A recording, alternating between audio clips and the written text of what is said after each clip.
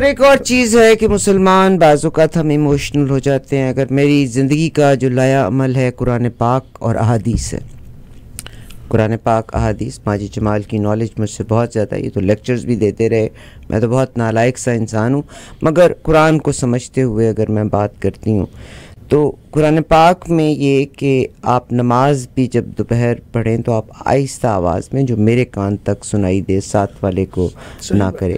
بعض اوقات انڈیا میں لاؤڈ سپیکر کا استعمال اور مسجد میں اذان کے حوالے سے, اور یہ ایک مسئلہ بھی بنا تھا پچھلے دنوں.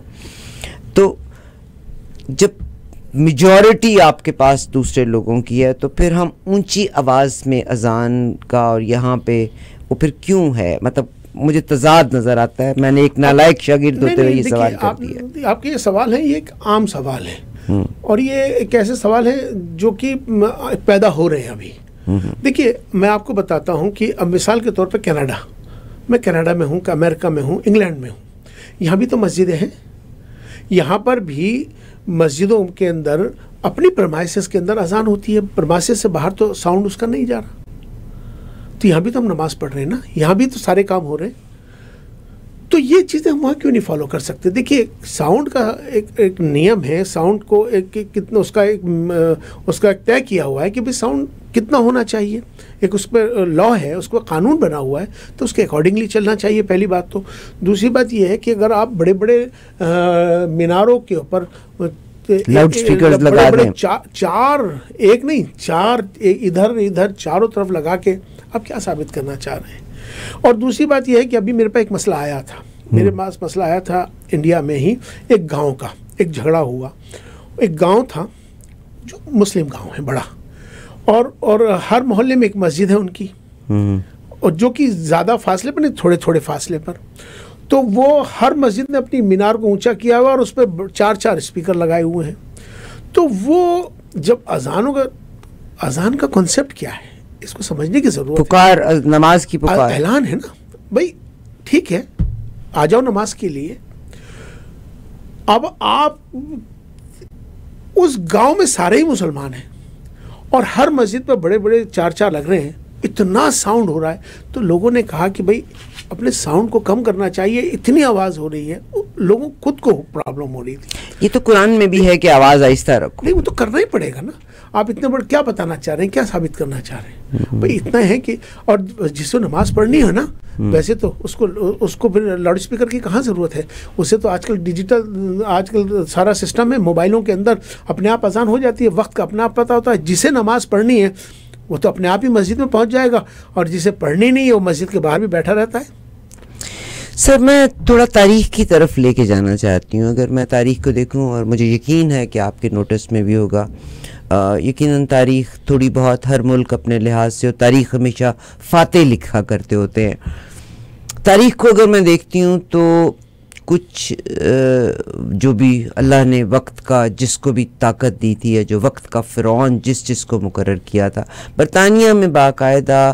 اور اگر میں سلطان صلاح الدین ایوبی کے دور میں چلی جاؤں یا مختلف ادوار میں چلی جاؤں, تو بہت سے امام اور ائمہ جو تھے نا, وہ گو کہ مسلمان نہیں تھے, مگر برٹش میں, برطانیہ میں ایک خاص جگہ پہ باقاعدہ ان کو اسلام کی مکمل تربیت کر کے جو حکماء ہوتے تھے, حاکم ہوتے تھے وقت کے, وہ اپنے ذاتی مقاصد سے فتوے لیتے تھے. کیا آج کل کے دور میں بھی یہ چیز چل رہی ہے؟ کیا یو ڈونٹ تھنک سو؟ نہیں, مجھے تو نہیں معلوم ہے اس بارے میں کہ اس طرح کی کوئی چیز میرے سامنے.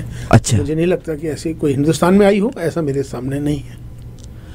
مگر ابھی ریسنٹلی ہندوستان میں قرآن پاک کا ایک نیا نسخہ نکلا تھا, جس کو میں نے باقاعدہ ہم نے کور بھی کیا تھا. یہ نسخہ کیا تھا کہ جس میں یعنی ظاہر ہے یہ ہمیں معلوم ہے کہ اللہ تبارک و تعالیٰ کے کہ 72 فرقے ہوں گے, بہت سے فرقے بنے گے. قرآن میں جب ان کا ذکر ہے تو ذکر ہے, ہر انسان اپنے اعمال کے لیے خود دیندار ہے. مگر یہ تھا کہ قرآن پاک کی ان تمام آیات کو نکال دیا گیا قرآن پاک میں. میرے پاس ریکارڈ ہے اس کا, جن میں جہاد کا ذکر تھا. اچھا, میرے علم میں نہیں ہے کس نے نکالا, یہ مجھے نہیں معلوم. نکال بھی سکتا کوئی, یہ بھی مجھے نہیں معلوم.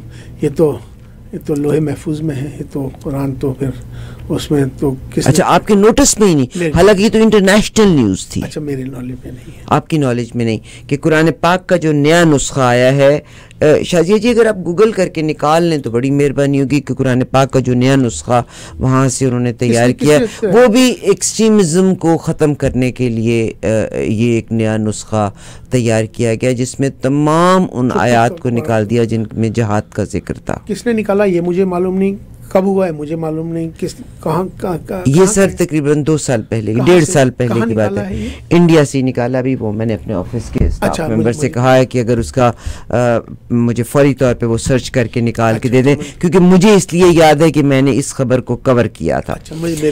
آپ صلی اللہ علیہ وآلہ وسلم نے ایک اپنا، اگر میں آپ کا آخری خطبہ یاد کرتی ہوں تو آپ نے اپنے خطبے میں فرمایا کہ میں تمہارے درمیان قرآن اور حدیث چھوڑ کے جا رہا ہوں. اور آج کل کے دور میں بھی نارتھ امریکہ میں نے دیکھا ہے کچھ لوگ ایسے بھی ہیں جو کہتے ہیں کہ ہم قرآن پاک کو فالو کرتے ہیں، ہم حدیث کو فالو نہیں کرتے. کچھ فرمائیں گے ان کے بارے میں؟ مجھے میرے علم میں نہیں ہے کہ وہ کون لوگ ہیں. ایسا بہت بڑا گروپ ہے سر، بہت بڑا گروپ ہے. تو کیا مکمل مطلب آپ سوچے کہ قرآن اور اسلام اور رسول صلی اللہ علیہ وسلم دونوں کو آپ الگ کر سکتے ہیں کیا؟ بالکل سوال ہی نہیں پیدا، میں نہیں کر سکتا. نہیں، کوئی بھی نہیں کر سکتا، اس کے بغیر تو ہوگا نہیں. مطلب حدیث، قرآن اور حدیث تو یہ تو مطلب رسول اللہ صلی اللہ علیہ وسلم کا مطلب انکار ہو گیا نا پھر تو. کہ اگر وہ حدیثوں کا مطلب کیا ہے، حدیث کا معنی کیا ہے، حدیث کے مطلب رسول اللہ صلی اللہ علیہ وسلم کی زندگی، رسول اللہ صلی اللہ علیہ وسلم کا معاملات. بھائی آپ اگر حدیث کو نہیں مان رہے تو اب نامکمل ہے. اب تو انکار ہے نا کہ آپ رسول کو بھی نہیں مان رہیں گے.